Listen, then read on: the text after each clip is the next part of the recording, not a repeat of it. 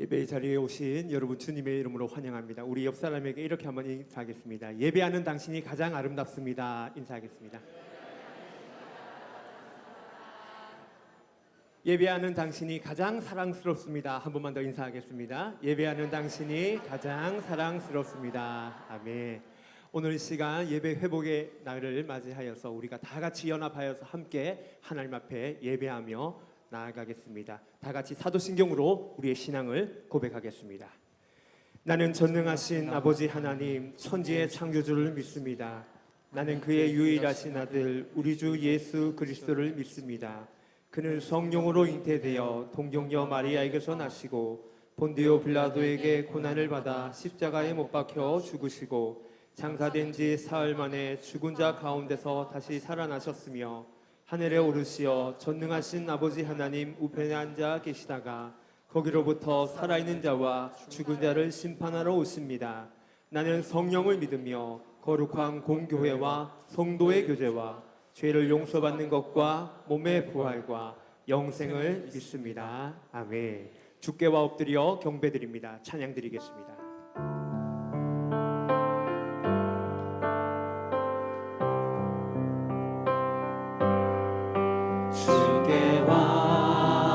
엎드려 경배드립니다. 주 계신 곳엔 기쁨 가득 무엇과도 누구와도 바꿀 수 없네. 예배드림이 기쁨 됩니다. 다시 한번 고백합시다. 주께와 엎드려 경배드립니다. 주께와 엎드려 경배드립니다. 주 계신 곳에 기쁨 가득 무엇과도 누구와도 누구와도 바꿀 수 없네. 예배드림이 기쁨 됩니다. 다시 한번 고백합니다. 주께와 엎드려 경배드립니다. 주께와 엎드려 경배드립니다. 주 계신 곳에 기쁨 가득 무엇과도 누구와도 바꿀 수 없네. 예배드림이 기쁨. 우리 마지막 한 번만 더 고백하겠습니다. 주께와 엎드려 경배드립니다. 주께와 엎드려 경배드립니다.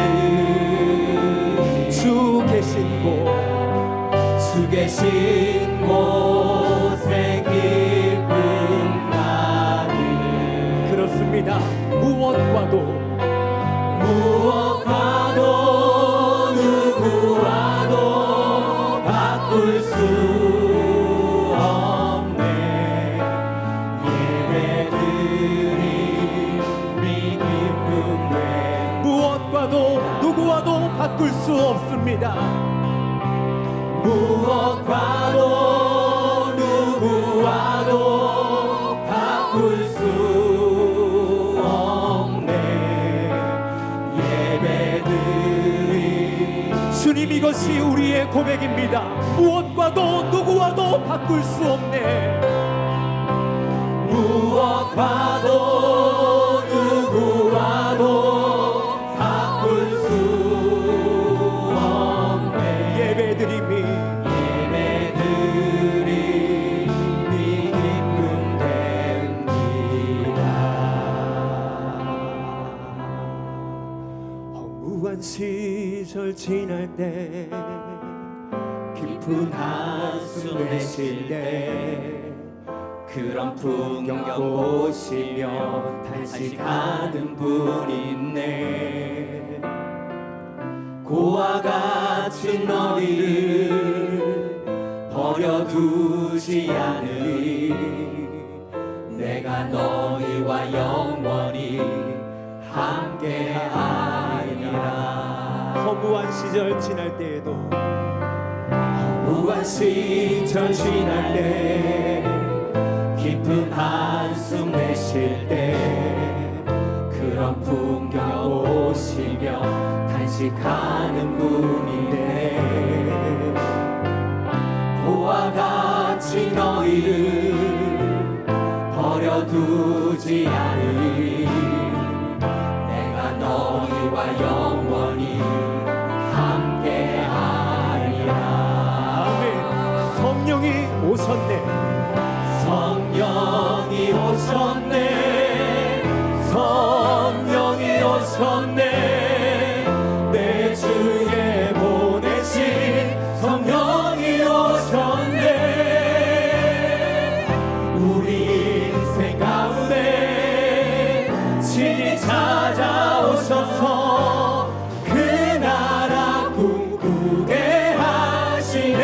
억눌린 자 갇힌 자 억눌린 자 갇힌 자 자유함이 없는 자 피난처가 되시는 성령님 계시네. 주의 영 계신 곳에 주의 영이 계신 곳에 참 자유가 있다네. 진리의 영이신 성령. 우리 다시 한번 고백합시다. 억눌린 자 갇힌 자 억눌린 자 갇힌 자 자유함이 없는 자 피난처가 되시는 성령님 계시네. 그렇습니다. 주의 영이 계신 곳에 참 자유가 있다네. 진리의 영이신 성령이 오셨네. 성령이 오셨네. 성령이 오셨네. 성령이 오셨네. 내 주에 보내신 성령이 오셨네. 우리 인생 가운데 친히 찾아오셔서 그 나라 꿈꾸게 하시네. 다시 한번 성령이 오셨네. 성령이 오셨네. 성령이 오셨네. 내 주에 보내신 성령이 오셨네. 우리 인생 가운데 친히 찾아오셔서 그 나라 꿈꾸게 다시 한번 오른손 높이 들고 성령이 성령이 오셨네. 성령이 오셨네. 내 주에 보내신 성령이 오셨네. 우리 인생 가운데 친히 찾아오셔서 그 나라. 우리 마지막 한 번만 더 선포합시다. 이 가운데 성령님이 오셨습니다. 성령이 오셨네. 성령이 오셨네. 내 주에 보내신 성령이 오셨네. 우리 인생 가운데 친히 찾아오셔서 그 나라 꿈꾸게 하시네. 우리 가운데 임하신 성령 하나님을 손뼉치며 찬양합니다. 할렐루야. 계속해서 손뼉치며 찬송할 때 하나님의 성령께서 우리 가운데 역사하실 줄 믿습니다. 함께 찬양합니다. 저를 따라서 박수하겠습니다. 조금 빠르게요. 빈들의 마른 풀같이 빈들의 마른 풀같이 시들은 나의 영혼. 주님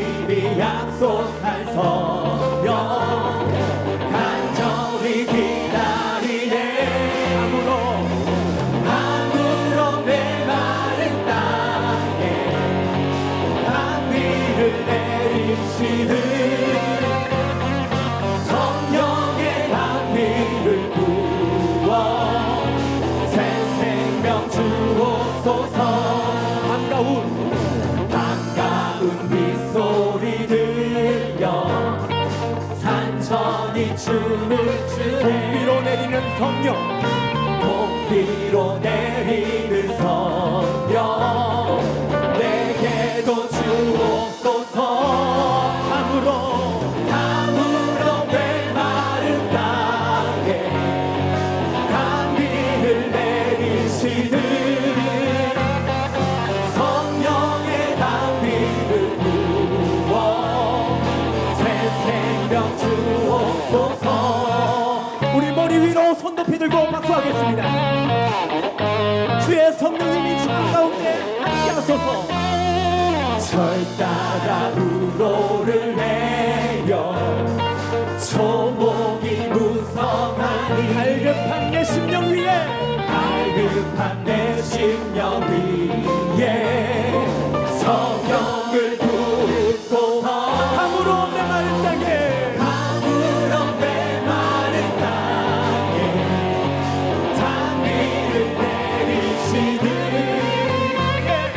성령의 단비를 부어 우리 3절 한 번 더요. 철 따라 우로를 내려 절 따라 우로를 내려 초목이 무성하니 갈급한 내 심령 위에 갈급한 내 심령 위에 성령을 부으소서.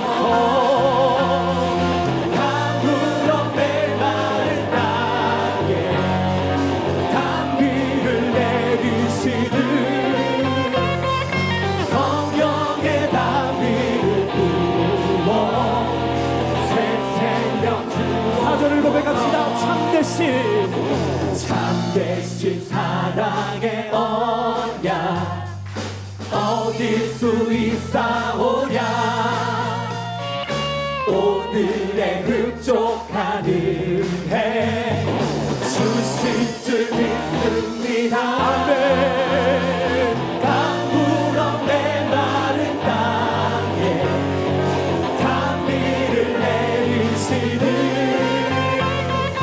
성령의 단비를 부어 우리 다들 한 번 더 참되신 사랑의 언약 참되신 사랑의 언약 얻을 수 있사오랴.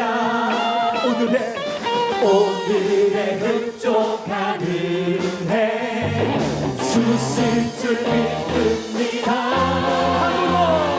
가물어 메마른 땅에 단비를 내리시듯 성령의 단비를 부어 새 생명. 우리 마지막으로 강으로 메마른 땅에 가물어 메마른 땅에 단비를 성령의 단비를 부으소서. 성령의 단비를 부어 새 생명 주옵소서. 우리 주님의 성령이 오늘 이 시간 가운데 임할 줄 믿습니다. 할렐루야. 우리 모두가 자리에서 일어나셔서 기뻐하며 경배하세요. 찬양 드리겠습니다. 자리에서 일어나서 찬송 드리겠습니다. 박수하며 노래합시다.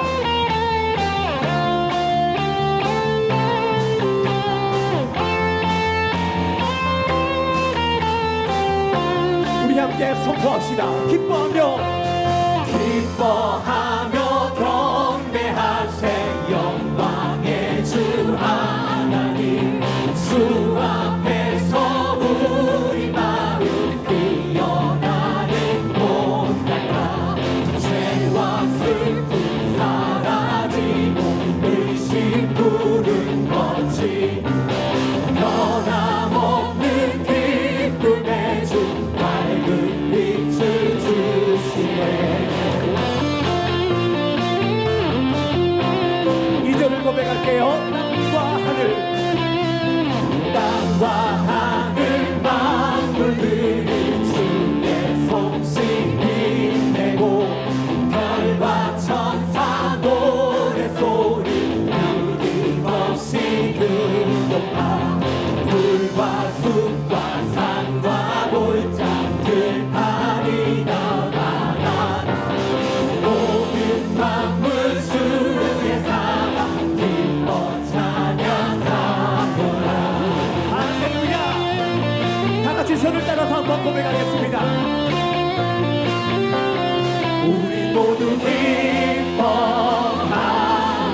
주 경배해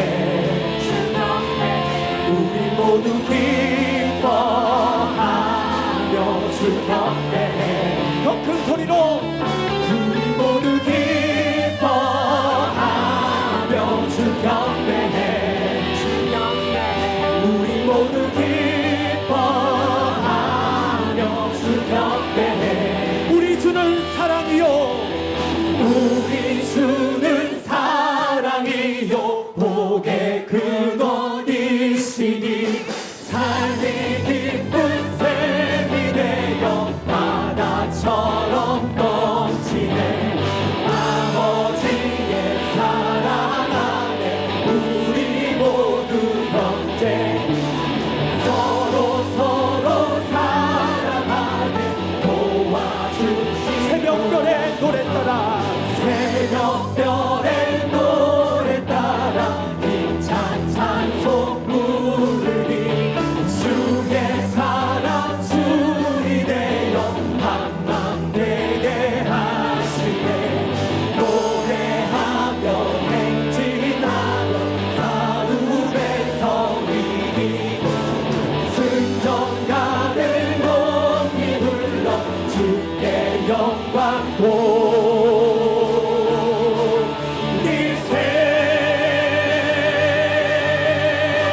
영광의 주님을 높여드립시다. 할렐루야. 모두 자리에 앉아주시기 바랍니다. 우리가 이렇게 모여서 함께 예배할 수 있는 것은 오직 하나님의 은혜인 줄 믿습니다. 오늘도 하나님의 그 은혜가 우리를 덮으실 것이고 우리 가운데 역사하실 줄 믿습니다. 시작된 그 주님의 은혜를 찬송하고 고백하도록 하겠습니다. 시작됐네 우리 주님의 능력이 나의 삶을 다스리고 새롭게 하네 자유하네 죄와 사망으로부터 나의 삶은 변하구나 충만하네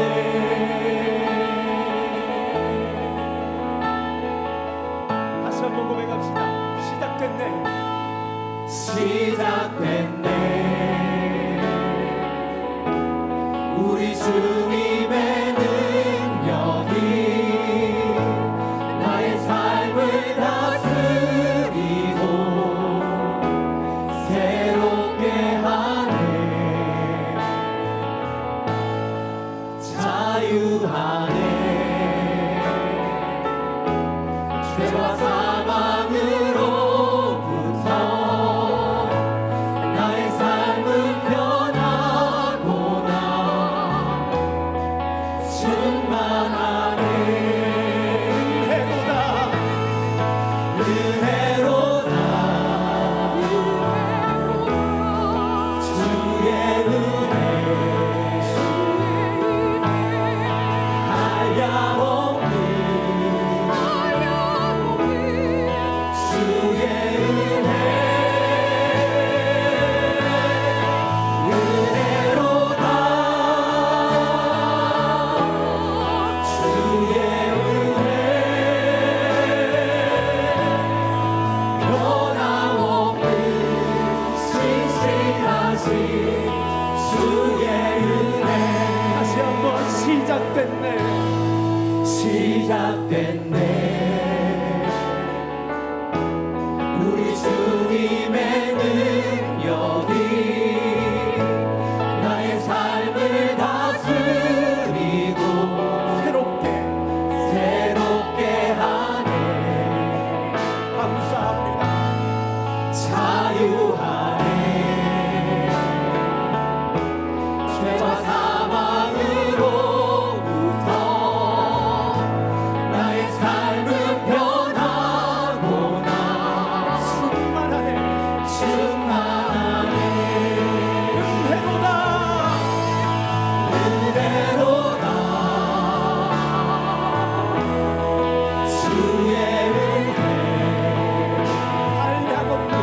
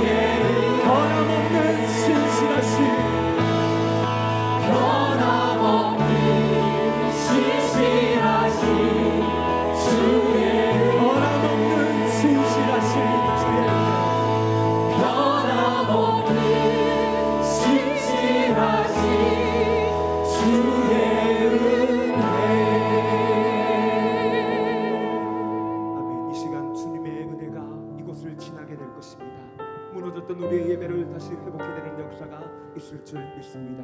지극히 높은 주님의 나 지성소로 들어갑니다. 함께 찬양드리겠습니다. 지극히 높은 주님의 나지성소로 들어갑니다. 세상의 신을 벗고서 주 보좌 앞에 엎드리니 내 주를 향한 사랑과 그 신뢰가 사그러져 갈 때 하늘로부터 이곳에 장막이 걷히네.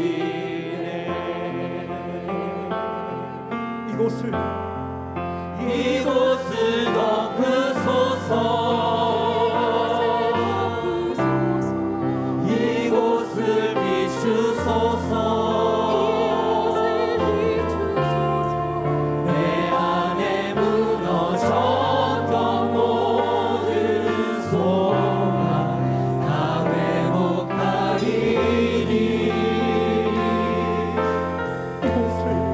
이곳을 지나소서. 이곳을 만지소서. 내 안에 죽어가는 모든 예배 다 살아나리라. 다시 한번 고백합시다. 지극히 높은 주님의 나지성소로 들어갑니다. 세상의 신을 벗고서 주 보좌 앞에 엎드리니 내 주를 향한 사랑과 그 신뢰가 사그러져 갈 때 하늘로부터 이곳에 장막이 덮이네. 주님 이곳을 덮으소서. 이곳을 덮으소서. 이곳을 비추소서. 내 안에 무너졌던 모든 소망 다 회복하리니.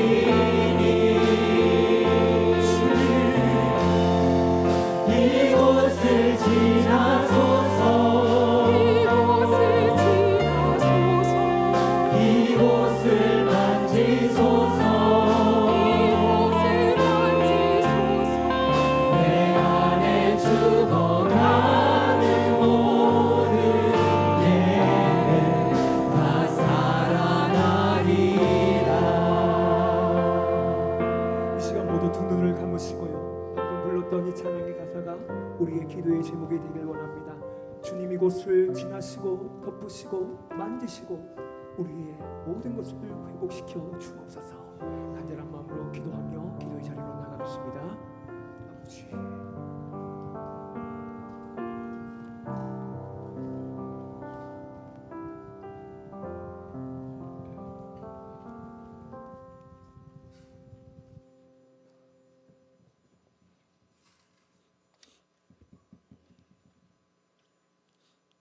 다 같이 화면으로 공동 기도문을 보시면서 함께 교독하시겠습니다.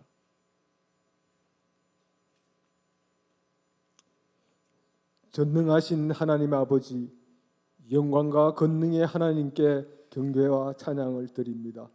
성령 강림 주일에 하나님 앞으로 부르시어 성령의 은혜를 부어 주시니 주여 감사드립니다.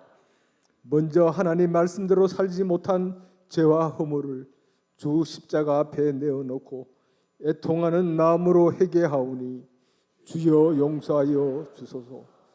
오늘은 한국교회 예배 회복의 날로 지키오니 성령님이 임하셔서 코로나19로 흐트러진 한국교회 모든 성도가 신령과 진정으로 예배하며 복음의 밝은 빛을 비추도록 주여 예배를 회복시켜 주소서. 이 시간 하나님의 말씀을 증거하는 주의 종에게 성령의 능력을 주셔서 이 시대를 향한 하나님의 기쁘신 뜻을 전하고 선포하도록 주여 함께하여 주소서. 코로나19로 온 인류가 두려워하며 고통 가운데 있사오니 속히 치료제와 백신이 개발되도록 지혜를 주시고 정부와 의료진, 국민이 하나 되어 환난을 극복하도록 주여 자비를 베푸소서. 지금 세계 경제가 얼어붙어 도산과 실업으로 사회적 큰 어려움 속에 있습니다. 대통령과 지정자들에게 지혜를 주셔서 온 국민이 따뜻한 마음으로 서로를 돌아보며 이 국난을 이겨나가도록 주여 이 나라를 회복시켜 주소서. 육신의 질병과 갖가지 아픔으로 고통 가운데 신음하는 성도님들에게 위로의 성령님 찾아가셔서 하늘의 평안을 주시고 주님 손잡고 일어나도록 주여 치유하여 주소서. 아버지의 뜻이 하늘에서와 같이 땅에서도 이루어지게 하소서. 하나님의 나라와 권능과 영광이 모두 주님의 것입니다. 아멘.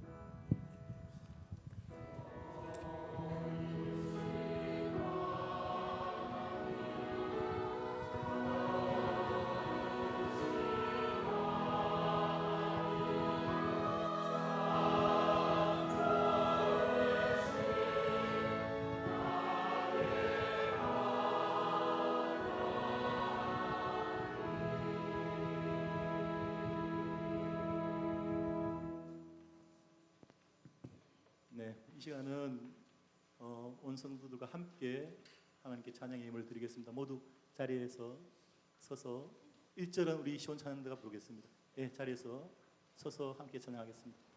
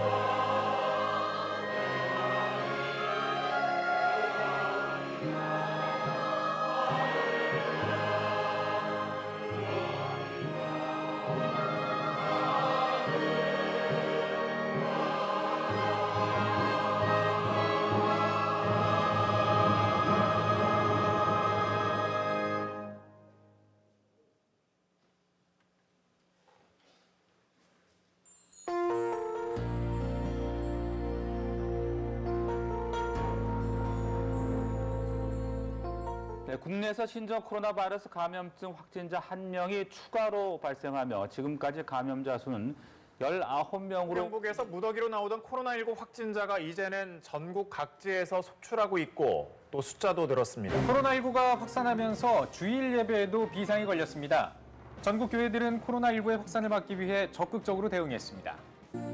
하늘의 문을 여소서 이곳을 주목하소서 주를 향한 노래가 꺼지지 않으니 하늘을 열고 보소서 이곳에 임재하소서 주님을 기다립니다. 기도의 향기가 하늘에 닿으니 주여 임재하여 주소서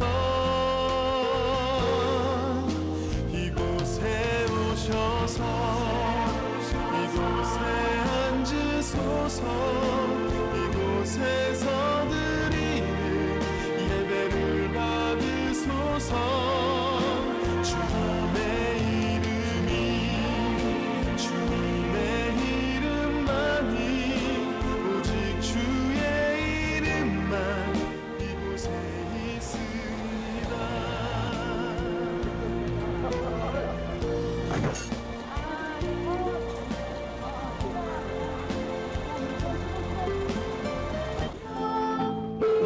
이곳에서 바로 이 시간 하나님을 예배하리.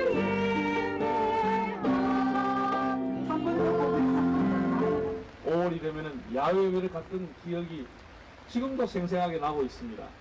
정말 신앙의 좋은 추억입니다.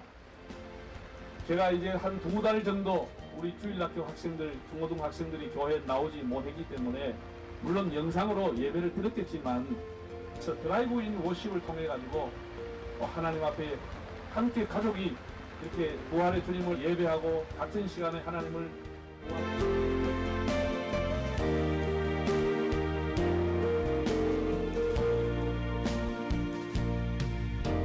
이곳에 오셔서 이곳에 앉으소서 이렇게 영상으로 예배드리다가 실제로 모여서 이렇게 예배를 드리니까 더 예배에 집중할 수 있고 더 좋았던 것 같습니다. 이제 곧 코로나가 빨리 종식돼서 만날 거라고 믿습니다.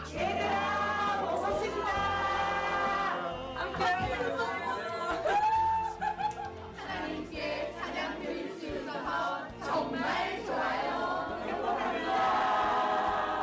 내 이름이 주님의 이름만이 오직 주의 이름만 이곳에 있습니다.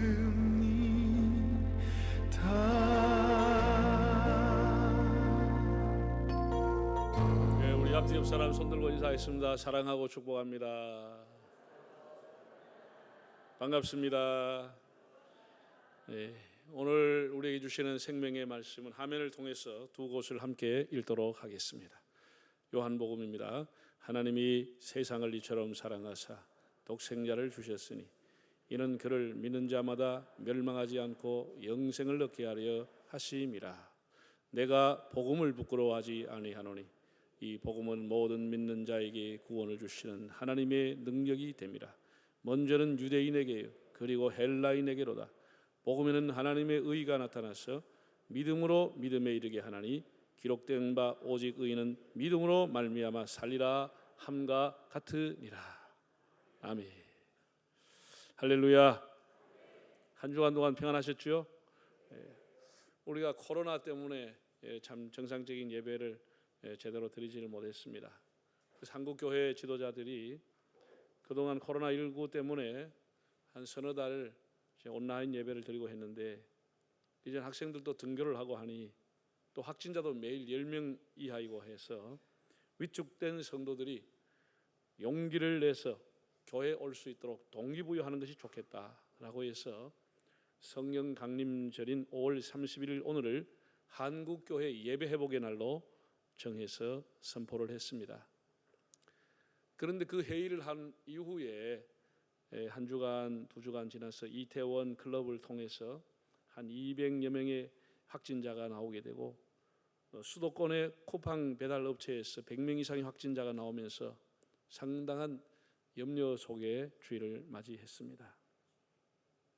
저도 지난주에 교역자들에게 교구의 식구들에게 안부 전화를 하되 교회 출석을 강요할 필요는 없다라고 했습니다. 여전히 우리가 조심하면서 방역에 신경을 쓰면서 오늘 또 모였습니다.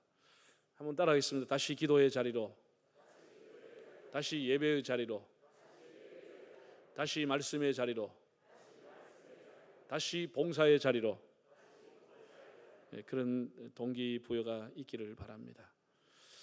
우리 총회도 뭐 거의 모든 행사들을 다 축소하거나 연기를 했고 또 취소를 했고, 코로나 이후에 한국 교회가 어디로 갈 것인가, 디지털 예배 이런 주제를 가지고 사회 저명 인사들을 강사로 초청해서 전국 노회장들과 교계 지도자 한 500여 명을 초청을 해서 온라인으로 생중계를 해가면서 하는 계획을 세웠습니다.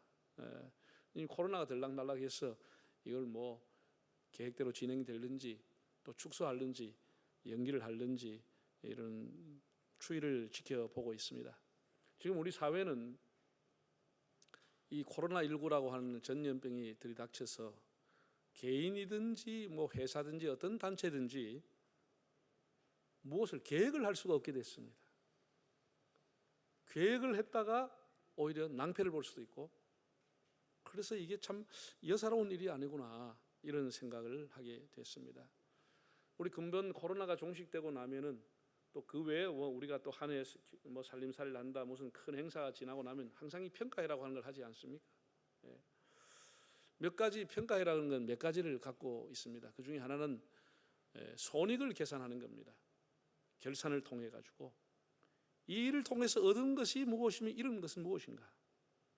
애초에 우리가 계획하고 생각하고 한 대로 유익했는지, 우리의 노력과 투자에 비해서 유익했는지, 먼 미래의 장래를 위해서 유익했는지, 또 잘못은 없었는 것인지, 잘 됐다면 이유가 무엇이고 안 됐다면 그 원인은 또 무엇일까? 이런 것을 이제 한번 생각하면서 이렇게 손익을 따져보는 겁니다. 두 번째는 목적에 대한 질문을 하는 겁니다.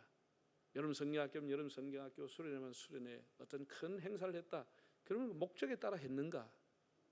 목적에 대한 재진단, 그것이 발전을 가져오는 겁니다. 과연 목적에 따라서 일을 이루었느냐?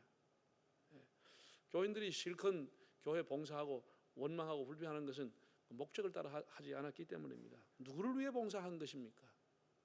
우리가 주님을 위해 했다고 하면 원망한다는 자체가 잘못된 것이죠. 중요한 것은 또한 세 번째는 타이밍이라고 하는 것입니다. 이 일을 계속할 것인가, 이번에 끝낼 것인가, 아예 정리할 것인가, 이런 것에 굉장히 중요합니다. 예를 들어서 뭐 사업이 계속 지지부는 안 되는데 계속해서 타이밍을 놓치고 언제 할까 하면 시간이 길면 길수록 더 많은 손해를 보게 되겠죠. 빨리 결단해서 문을 닫든지 창고 대방출을 해버리든지 정리를 해야 되는 것이죠. 우리나라 사람들은 그런 면에 있어서는 상당히 감각이 있다고 봅니다. 아주 날씨가 더운 나라에는 시간적인 감각이 없습니다. 추나추동이라고 하는 게 없기 때문에 아예 계절에 대한 감각이 없습니다. 시간에 대한 감각이 없습니다. 우리는 추나추동이 분명한 곳에 살기 때문에 타이밍을 잘 이렇게 하게 되죠. 어쨌든 지금보다 더 나은 발전과 변화를 위해서 코로나 종식 이후에도 한국 교회나 한국 사회나 국가나 뭐 학교나 모든 것이 이렇게 손익에 대한 평가, 목적에 대한 재진단, 나아가서 타이밍에 대해서 다시 한번 대책을 세워야 하리라고 봅니다. 오늘 제가 두 가지를 크게 말씀을 드리려고 합니다. 하나는 복음의 회복이 교회의 회복이다는 말씀입니다. 은퇴를 하신 목사님들에게 다시 현역으로 돌아가서 목회를 하고 설교를 한다면 어떤 설교를 많이 하고 싶은가에 대해서 공통적으로 복음에 대한 설교를 자주 하고 싶고 분명하게 전하고 싶다라고 말했습니다. 저도 동일한 생각을 갖습니다. 우리가 복음에 대한 얘기를 많이 들어서 참 들으면 지루하게 느껴지기도 하고 전하는 사람 자체가 지루해집니다. 그러나 사람의 영혼을 살리는 것은 복음 외에는 없습니다. 교회가 다시 복음으로 무장하고 모든 그리스도인들이 복음을 기쁘게 받고 그 복음을 전할 수 있다고 하면 우리 한국 교회가 복음의 본질인 예수 그리스도의 십자가와 부활의 깃발을 높이 들고 그 복음의 주인이신 예수 그리스도가 교회마다 주인이 되신 것을 고백한다면 한국 교회의 불은 꺼지지 않고 복음의 영광과 함께 한국 교회도 등대처럼 그 빛이 빛나리라고 봅니다. 한번 따라했습니다. 복음의 회복이 교회의 회복이요, 복음의 회복이 예배의 회복이다. 왜 교회가 비틀거리고 신뢰가 떨어졌습니까? 복음 외에 다른 것을 추구했기 때문인 겁니다. 교회와 교회 지도자들이 복음을 앞세우지 않고 복음 외에 다른 것을 앞세웠고 추구했기 때문에 교회가 비틀거리게 되는 겁니다. 예수 그리스도의 복음만이 우리의 유일한 구원이요 유일한 소망입니다. 그럼 복음이라고 하는 게 뭐냐? 복음이 뭐냐? 제가 수없이 여러분에게 말씀을 드렸습니다. 복음이라고 하는 것은 너무 간단합니다. 예수 그리스도 자체가 복음인 겁니다. 이건 성경에 명확하게 나와 있습니다. 성경에 명확하게 기록되어 있습니다. 하나님이 천사를 통해서 이렇게 말씀하신 겁니다. 예수님이 탄생하실 무렵에 하나님께서 천사를 통해서 이렇게 말씀했습니다. 보라, 내가 너에게 큰 기쁨의 좋은 소식을 전하노라. 큰 기쁨의 좋은 소식, 이것이 복음입니다. 큰 기쁨의 좋은 소식, 헬라어로 뉴앙겔리온, 뉴라고 하는 것은 굿이라고 하는 뜻이 있고 앙겔리아 하는 것은 메시지라고 하는 뜻을 갖고 있습니다. 굿 메시지, 좋은 소식. 내가 너에게 굿 메시지, 좋은 소식을 전하노라. 그게 뭡니까? 오늘날 다윗 동리에 너희를 위하여 구주가 나셨으니 곧 그리스도 주시니라. 예수 그리스도의 탄생, 구주가 오셨다고 하는 이 자체가 바로 복음이라고 하는 것을 우리에게 성경은 명확하게 가르쳐 주고 있습니다. 예수님 자신이 복음인 겁니다. 복음이, 메시아가 복음인 겁니다. 수천 년 동안 유대인이 기다려왔던 메시아가 복음인 것입니다. 뿐 아니라 예수님의 말씀이 복음입니다. 예수님의 말씀은 어떤 철학이나 무슨 사상이나 교훈이나 도덕을 주려고 말씀하신 것이 아니고 영혼을 살리기 위해서, 사람을 살리는 말씀을 하시기 위해서 예수님은 말씀하셨고 오셨습니다. 영혼을 살리는 말씀, 능력의 말씀, 생명의 말씀이라 이렇게 말하는 것입니다. 예수님 말씀이 복음입니다. 그리고 예수님의 생애, 즉 예수님의 십자가의 죽으심과 부활이라고 하는 것이 복음입니다. 천하 인간의 이 복음 외에 사람의 영혼을 살리는 복음은 없습니다. 사도 바울이 로마서를 기록하면서 1장 1절에서 3절까지를 복음에 대한 설명을 했습니다. 자기 자신에 대해서 로마 교회에 소개하면서 자기를 뭐라고 했냐? 복음을 위해서 택정함을 받은 나 바울은 라고 했습니다. 자기가 왜 하나님의 부름을 받았느냐? 자기가 유대인으로 바리새인으로 살았지만 왜 예수의 종이 되었냐? 복음을 위해서 하나님께서 나기를 불러줬다고 합니다. 복음을 위해서 택정함을 입었다고 그랬어요. 그리고 이 복음은 선지자들이 오랫동안 예언했던 하나님의 아들 예수 그리스도에 관한 것이다 라고 했습니다.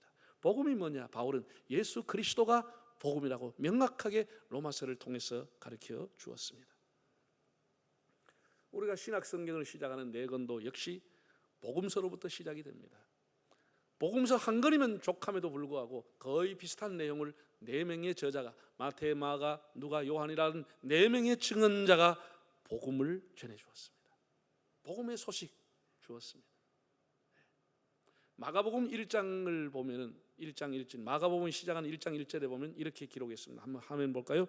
하나님의 아들 예수 그리스도의 뭐의 시작이라고요? 복음이 언제부터 시작이 됐냐? 하나님의 아들 예수 그리스도로부터 복음이 시작이 된다는 것을. 이게 1장 1절입니다. 마가복음이 끝나는 16장 15절에 보면 이렇게 기록되어 있습니다. 또 이르시되 너희는 온 천하에 다니며 만민에게 복음을 전하라. 마가복음은 복음에서 시작해서 복음으로 마치는 겁니다. 거의 모든 복음서가 동일합니다. 예수 그리스도가 복음이라고 하는 거예요. 예수 그리스도의 말씀과 그 삶이 바로 복음이라고 하는 것을 우리가 명확하게 가르쳐주고 있습니다. 여러분, 교도소에서 무기수로 사형수로 지내는 사람에게 무슨 기쁜 소식이 있겠습니까? 그 감옥에 있는 사람은 너가 내일 석방이야, 오늘 출감이야, 이것보다 그에게 더 큰 복음은 없습니다. 가장 큰 복음은 자기가 문을 열고 나가는 겁니다. 중환자실에서 고통 중에 신음 중에 헤매고 있는 사람에게 가장 큰 복음은, 코로나 때문에 고통당하고 중환자실에 있는 사람의 가장 큰 복음이 뭐겠습니까? 코로나 백신이 개발되었어. 이 알을 먹든지 아니면 이 주사를 맞으면 내일 완쾌하고 태어난다. 그것보다 복음은 없습니다. 죄로 인해 죽어가는 영혼들에게 복음이 뭐겠습니까? 예수 그리스도의 십자가를 믿는 자에게 죄사함을 받는다고 하는 것이 복음인 것입니다. 그래서 십자가가 복음이라고 하는 것입니다. 교회가 왜 중요하냐? 예배가 왜 중요하냐? 바로 이 복음을 담고 있기 때문입니다. 교회는 복음의 통로이고 복음의 파이프라인입니다. 교회가 위대하다고 하는 것은 세상 어디에서 가르쳐 줄 수 없는 죄를 사함받고 영원히 구원받을 수 있는 복음을 가르쳐 주기 때문에 교회가 귀한 것입니다. 그럼에도 교회가 위기가 오는 이유가 뭡니까? 복음을 앞세우지 않았기 때문인 것입니다. 조직을 앞세우고 건물을 앞세우고 제대를 앞세우면서 복음이 뒤로 밀려갔다고 하는 것이 교회를 비틀거리게 하는 원인인 것입니다. 물론 사람이 살아가면서 어떤 조직체를 이루면 제도가 필요하죠. 건물이 필요하죠. 공간이 있어야 되겠죠. 그러나 더 우선적이며 가장 핵심적이고 중요한 것은 복음인 것입니다.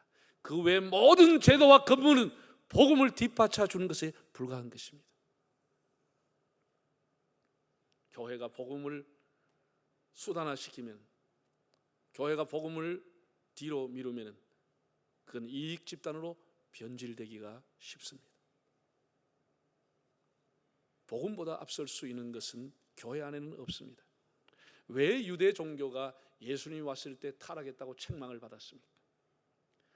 율법이 사람을 살리는 것보다는 사람을 옥죄했습니다. 사람을 정죄하고 사람을 심판하고 유대 종교와 유대 종교 지도자들을 위해서 율법이 수단으로 사용이 되었습니다. 목적이 수단으로 전락했습니다. 율법이 사람을 살리지 못하고 사람을 정죄하고 옥죄했습니다. 그래서 주님은 그 율법을 가르치는 지도자들을 책망했습니다. 우리 초대교회를 돌아보면 성령이 강력하게 임했습니다. 그들은 조직도 허술했고 건물도 거의 없었고 참 허름한 곳에서, 토굴 같은 곳에서 하나님의 성령이 임한 이유가 무엇입니까? 그들이 예수 그리스도의 복음을 붙잡았기 때문에, 하나님의 복음을 생명을 걸고 지켰기 때문에 거기에 하나님의 성령이 역사하게 된 것입니다. 그들은 조직보다 복음을 앞세웠고, 그들은 교회보다 복음을 추구했기 때문에 하나님의 성령이 그들과 함께 한 것입니다. 교회가 아무리 대단한 웅장한 건물을 가지고 좋은 프로그램을 가지고 사람을 모으는 인기 있는 이벤트가 있다 할지라도 그건 좋은 교회가 아니라, 좋은 교회는 예수 그리스도를 찬양하고 예수 그리스도를 가르치고 예수 그리스도를 높이는 교회, 복음을 가르치는 교회가 가장 좋은 교회인 것입니다. 기독교의 모든 건물은 복음을 받쳐주는 것입니다. 우리가 가지고 있는 교리도 교리 자체를 위해 존재하지 않습니다. 복음을 위해서 교리가 필요한 것입니다. 복음을 지키기 위해서 교회가 제도가 필요하고 목사가 필요한 것입니다. 다시 말씀드리지만 복음의 핵심은 시몬 베드로가 고백한 고백입니다. 주는 그리스도시요 살아계신 하나님의 아들입니다. 성경도 이 위에 세워져 있고 모든 교회도 이 위에 세워져 있습니다. 모든 교회의 제도도 베드로의 고백 위에 세워져 있는 것입니다.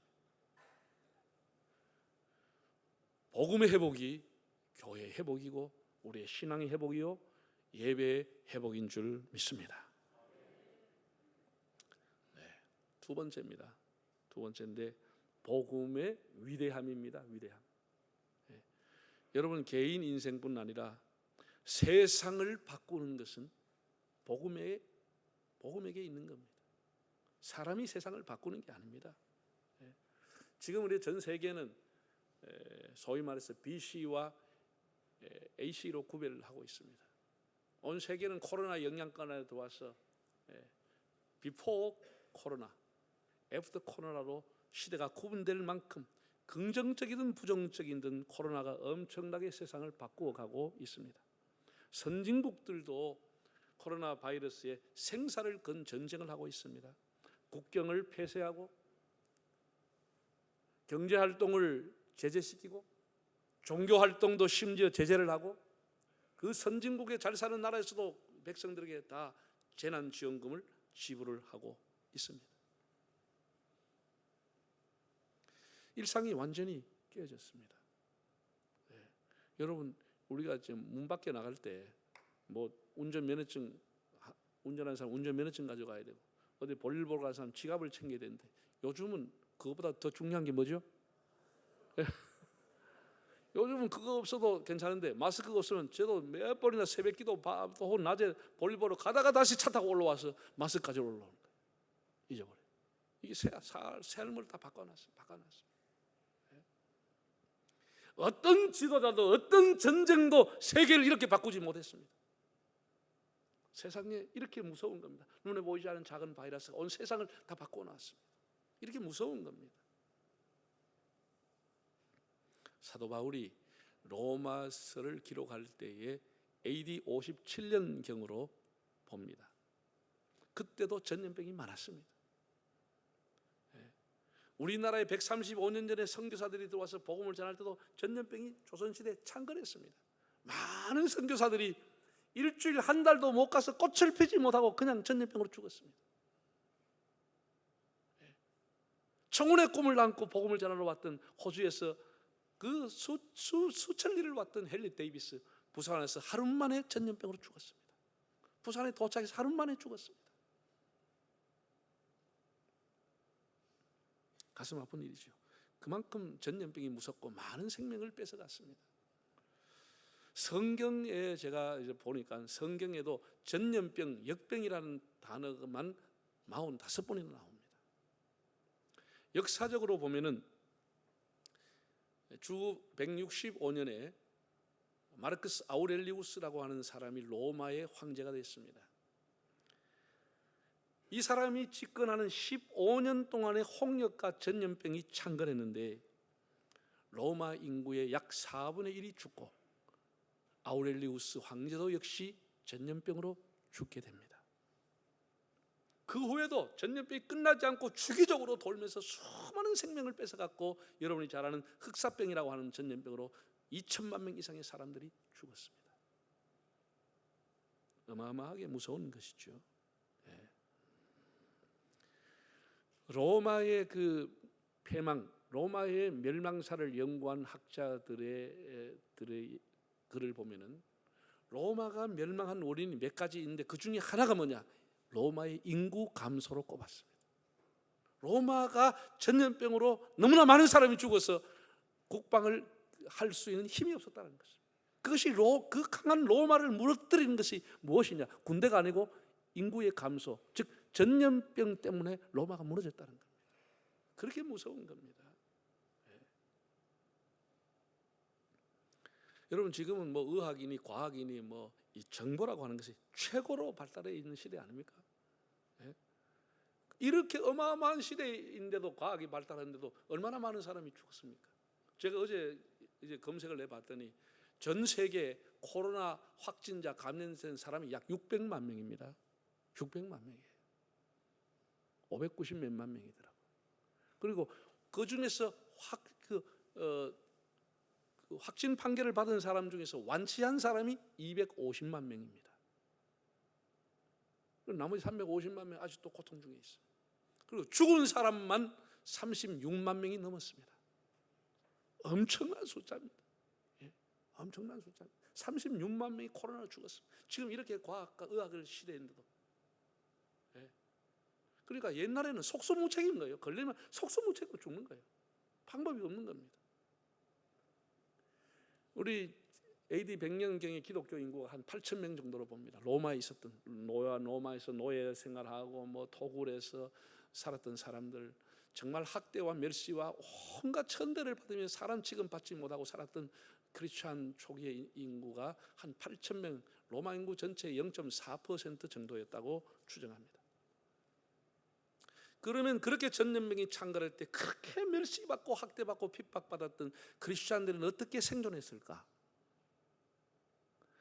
1996년도에 미국의 워싱턴 대학의 종교사학자인 로드니 스타크라고 하는 교수가 쓴 책이 있습니다. 기독교의 발흥이라는 책을 썼습니다. 한번 화면을 보면은 이게 표지입니다. 표지인데 The Rise of Christianity 원제입니다. 기독교가 어떻게 부흥했느냐, 기독교가 어떻게 일어났느냐라고 하는 것에 대해서 이분이 글을 썼습니다. 그렇게 핍박받던 소수의 크리스찬이 어떻게 기독교의 부흥, 발흥의 씨앗이 되었을까, 어떻게 부흥의 초석이 되었을까를 연구했습니다. 아이러니컬하게도 전염병과 역병이 기독교의 부흥의 한 요인이었다고 아주 의미심장한 얘기를 했습니다. 전염병이 오히려 기독교의 부흥의 씨앗이 되었다고 진단했습니다. 그래서 세 가지를 얘기했습니다. 첫째는 사람들이 무더기로 죽어가고 온 사회가 시체로 절망할 때 기독교인들은 죽음 너머에 소망이 있음을 말했다고 했습니다. 역병이 창궐하고 사람들이 집집마다 시체가 넘쳐나고 세상에 어떤 학문도 어떤 철학도 어떤 의학도 어떤 정치인도 어떤 종교도 해법을 제시하지 못하고 사회가 전부 절망에 있을 때, 아무도 희망을 주지 못할 때 기독교 공동체에서 죽음 너머의 세계가 있다고 하는 것을 알려줬다는 거예요. 놀라운 일입니다. 이런 환난엔 하나님의 섭리가 있고 환난 이후에 하나님이 또 다른 계획이 있다. 죽음이 끝이 아니고 죽음 너머에 새로운 세상이 있다는, 온 세상을 희망으로 위로해 준 단체는 기독교밖에 없었다고 평가했습니다. 두 번째는 대재앙 속에서 국가의 지도자들과 당시의 귀족들과 타 종교의 지도자들까지 다 자기들만 살겠다고 도망을 갔습니다. 뭐 평소에는 국민을 위해서, 백성을 위해서 다 버리고 참 산속으로 살기 위해 피신 갔습니다. 그러나 그리스도인들은 피신 가지 않았다는 겁니다. 도망가지 않았다는 겁니다. 오히려 병들어 죽어가는 사람들을 찾아가서 그들을 돌봐주고 적당한 장소에 음식을 모아 갖다 놓으면 그들이 와서 먹으면서 생존할 수 있도록 이 사랑의 힘, 이 이타적인 힘, 이 봉사의 힘이 있었다는 것입니다. 사람들은 그때 묻게 되었다고 하는 것이 저들은 대체 누군가? 저들이 뭐 하는 사람인가? 기독교 공동체만이 건강했고 비크리스찬들도 그들을 경이로운 시선으로 바라보면서 저들은 과연 누구인가?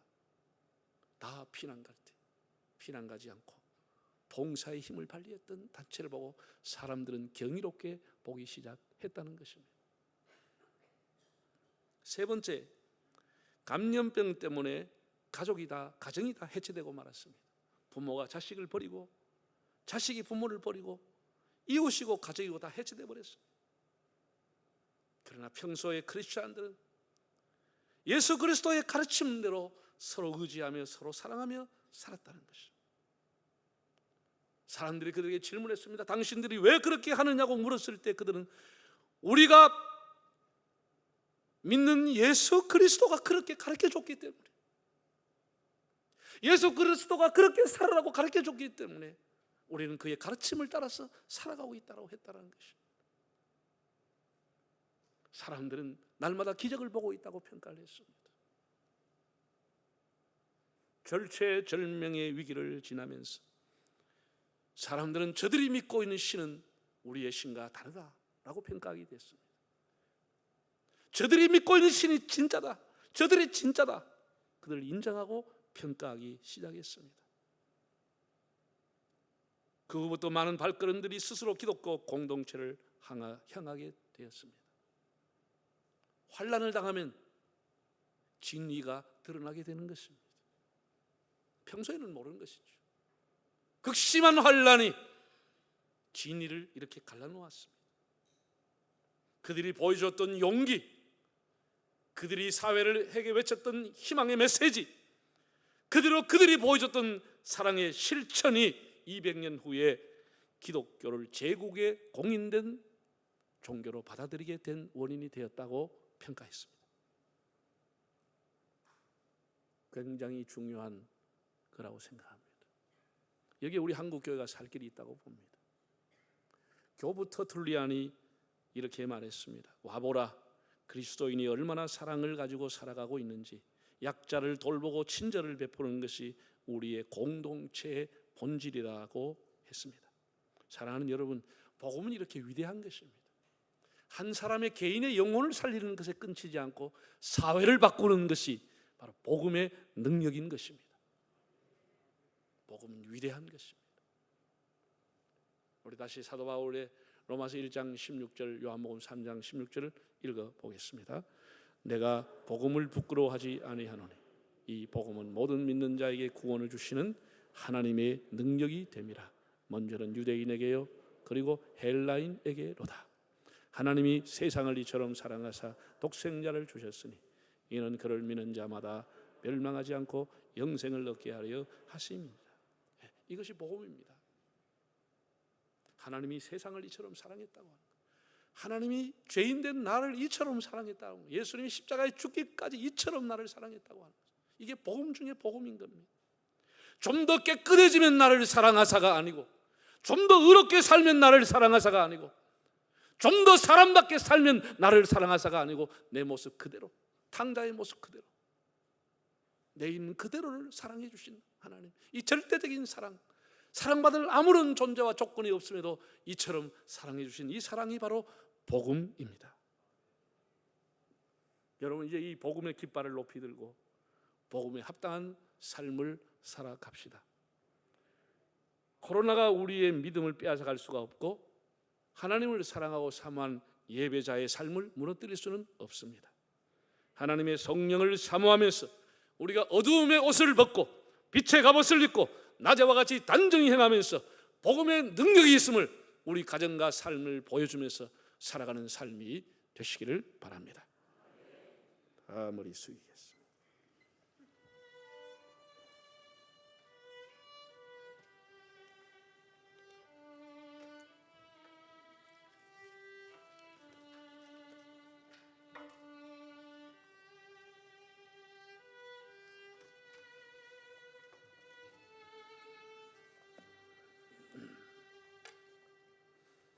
성경 우리 함께 읽겠습니다.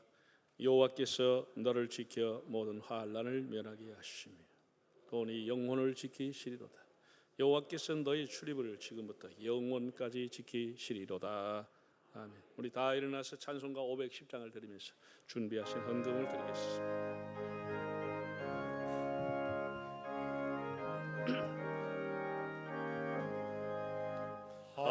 하나님의 진리는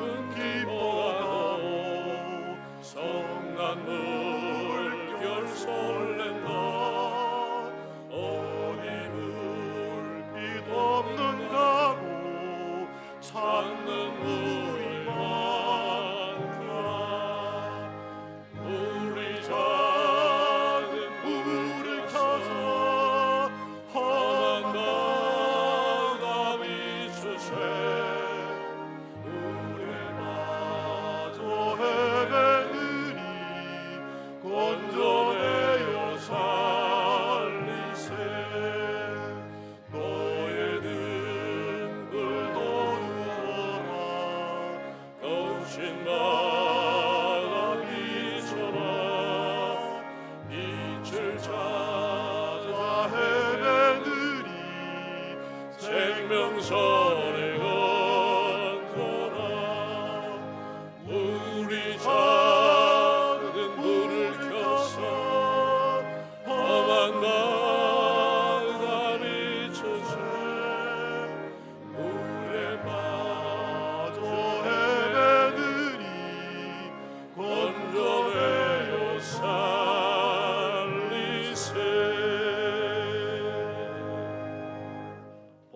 드리겠습니다. 감사해 주님의 사랑, 감사해 주님의 은혜. 목소리 높여주니 영원히 찬양해 나의 전부이세 나의 주님.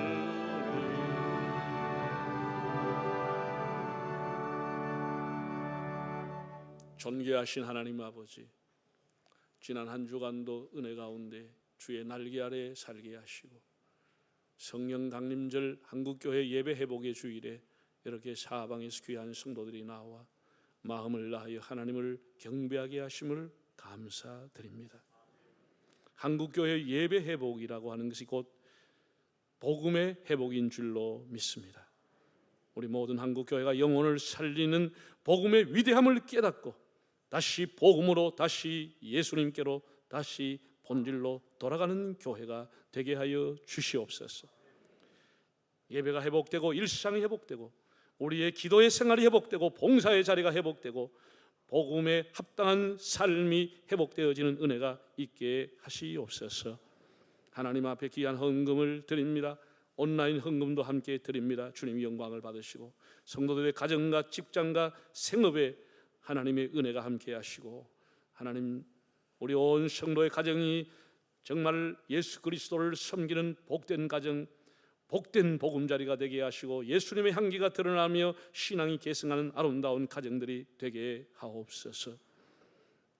오 주님, 마가 요한의 다락방에 기도하는 종들에게 하나님의 성령이 임하셨습니다. 오늘 기도의 줄을 잡고 살아가는 저희들을 불쌍히 보시고 진리의 영 보혜사 성령이여 우리 가운데 임하여 주시옵소서. 성령이 임하면 늙은이들도 꿈을 꾸고 젊은이들은 비전을 보고 자녀들은 장래일을 예언할 것이라고 하여 사오니 우리에게 하나님의 영을 충만히 허락하여 주시옵소서. 예배 후에 이제 헌혈차에 가서 저희들이 헌혈을 해서 이웃사랑을 실천하고자 합니다. 하나님께서 헌혈에 참여한 이들에게 은혜 주시고 주님의 보혈로 저희들을 덮어주셔서 더욱 강건하게 하여 주시옵소서. 하나님 아버지, 경제적인 시련으로 혹은 육체적인 질병으로 고통당하는 성도들을 긍휼히 보시고 작은 신음에도 응답하신 하나님께서 저들을 건져주시고 피할 길을 열어주시고 여호와여 치료하는 광선 여호와 라파의 능력을 허락하여 주시옵소서. 학생들이 등교하고 국민들이 일상으로 속히 돌아갈 날이 오게 하시고 이제 21대 국회의원의 임기가 시작이 되었습니다. 나라와 사회와 정치가 더 발전한 계기가 되게 하시고 국민의 눈물을 닦아주는 지도자들이 되게 하여 주시옵소서. 예수 그리스도의 십자가의 복음을 들고 온 세계에 나가 있는 선교사들을 주님 지켜주시기를 바라올 때 예수님의 이름으로 기도하옵나이다. 아멘.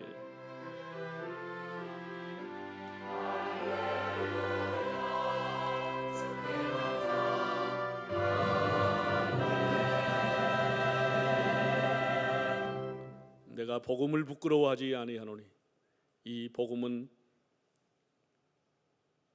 모든 믿는 자에게 구원을 주시는 하나님의 능력이 됨이라. 이제는 우리 주 예수 그리스도의 은혜와 아버지 하나님의 사랑하심과 보혜사 성령님의 감하시고 인도하여 주심이 예수 그리스도의 복음의 깃발을 높이 들고 복음에 합당한 삶을 살기를 원하는 우리 온 성도들과 저희 교회와 한국교회 위에 세계 나가 복음을 전하는 주의 종들에게 영원히 함께 하시기를 축원하옵나이다. 아멘.